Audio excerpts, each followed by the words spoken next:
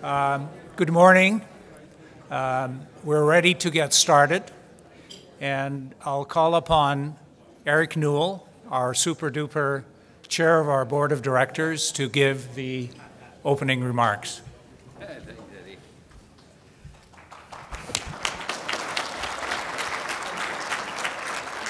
Well, thank you very much, Eddie. Well, that's a great introduction, the super-duper guy.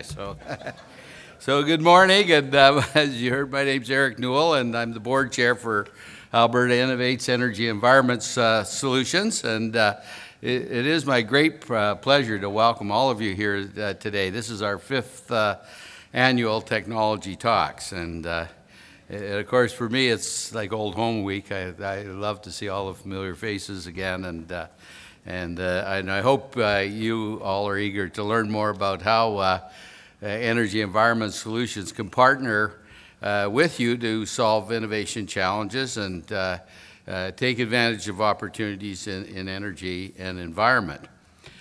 But before I get started, I'd like to recognize a few people today.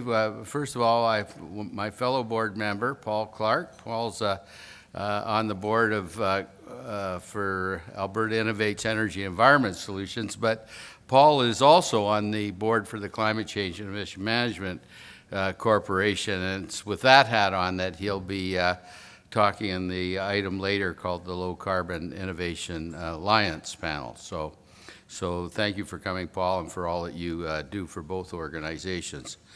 I also want to acknowledge some of the important achievements and recognition that we've had with our staff. And first of all, on behalf of the board, I'd like to congratulate Duke Duplessis.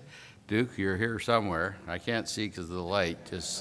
There he is. Okay. So Duke earned the Chemical Institute of Canada's Purvis Memorial Award this year, and it recognized Duke's vision and his major contribution to strengthening Canadian industry and academic research institutes in the field of chemistry. But we also know that Duke was really our champion. That took 10 years, and his vision that really drove a lot of the improvements with the waste management model in the city of Edmonton that ultimately led to the Alberta Advanced Energy Research Facility that you'll hear about in one of the topics later today. And this is a key to our aspirational goal of eliminating landfills in the province of Alberta. So congratulations, Duke.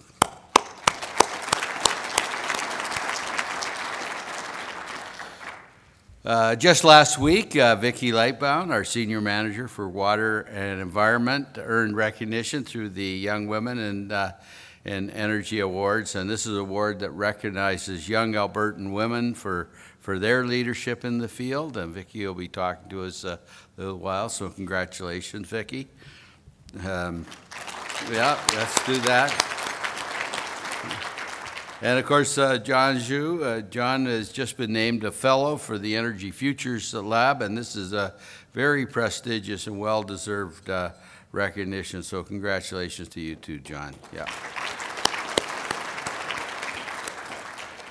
Mark Summers, who you'll be hearing from later, was recently profiled for his vision and leadership in renewable energy through the AltaLink report to communities. And I sent a note back to Mark saying how well, congratulations, but also how well he represents us and the way he talks and communicates the key role that renewable energy is going to play. So congratulations, Mark, and you're a good ambassador.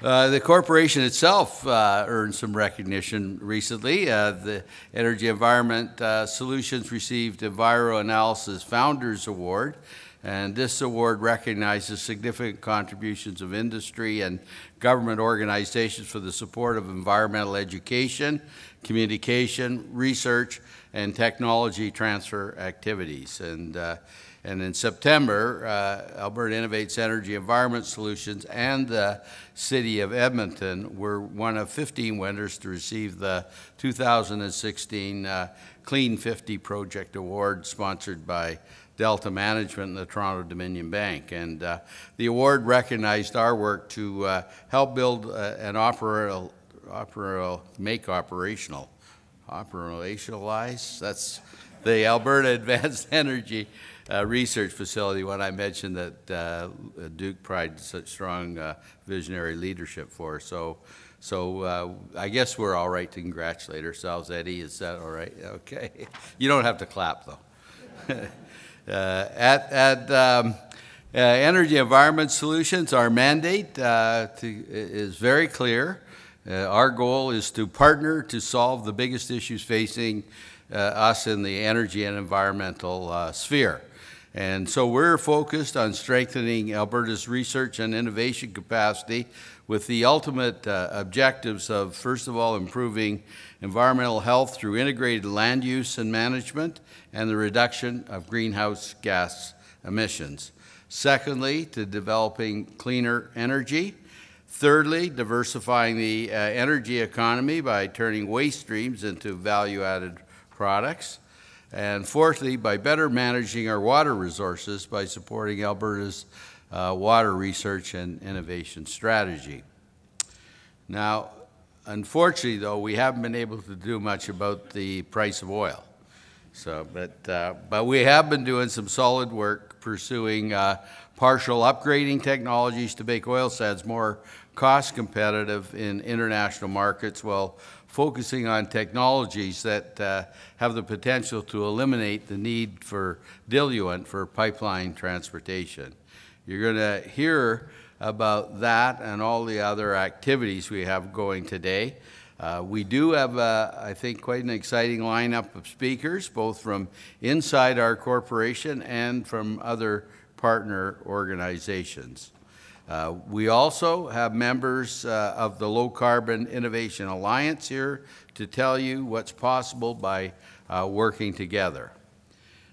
We have a special one at lunch, though, at, where we're going to be entertained by Warren McDonald. And I've never heard him speak before, but from what I've learned about him, this is one inspiring individual, and it's a session I'm really looking forward to, and I'm sure you'll all enjoy hearing Warren's story as well at lunch.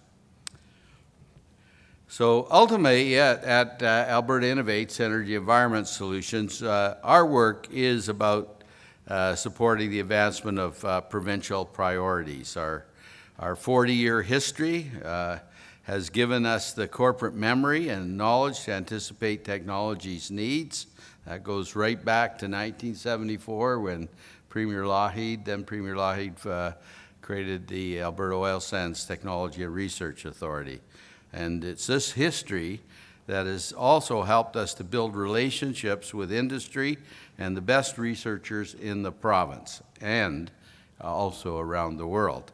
So taking innovation through to commercialization, we all know does take time. And we have a copy of our report on outcomes here, and I think it's at all your tables. So I really encourage you to take that away with you today and read it. It's in there. It shows that we're making good progress towards achieving our 2030 targets that the corporation has established, and these are what we call those BHAGs, the big hairy ass goals. So, and it's really important that we follow that very important Stephen Covey principle of we begin with the end in mind, and we have that vision out there of what's possible and where we've got to go. I mean, it's not optional. We see the world and some of these challenges that we're facing.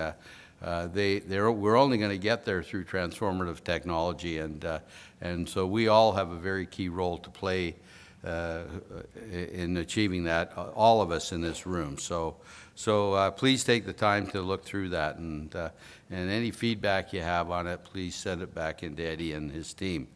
You're going to learn more about our work establishing national programs that will benefit not just Albertans, but all Canadians. And what we mean there is, I don't know how many of you in this room realize it, but AI-EES is held in very high regard by many people. And NRCan, National Resources Canada, actually seconded Eddie, along with his job as CEO, to be the Director General at the CanMet Labs, which he fulfilled that role, which is pretty heavy duty on top of his CEO function. He did it for over a year out there. And what we did is we integrated all the federal programs in with the provincial programs in oil sands, and we really, it's really going to have a big positive impact. But over and above that, Eddie created national programs in 3 critical areas. One is the bitumen hybrid extraction processes. That's really taken solvent technologies to a new level, which is critical to meeting greenhouse gas emissions, or even reducing tailings in the, if you could apply it in the surface mining. The second area is tailings, and the third area is partial upgrading. And I think I saw Dan Wicklum here. Is Dan, wave your hand. Dan is the CEO of for COSIA, and I just want to make the point how closely aligned our programs and COSIA's are, because COSIA is a big partner of us. You know, our key interfaces are really with industry, and that's always been the case, and that's where we're going to have success. So I'm incredibly, as you can tell, I'm incredibly proud of the work that our team has done this year.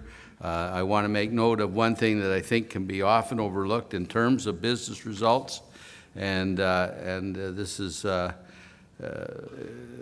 the results of our biannual employee satisfaction service, and the Alberta Innovates Energy Environment achieved an employee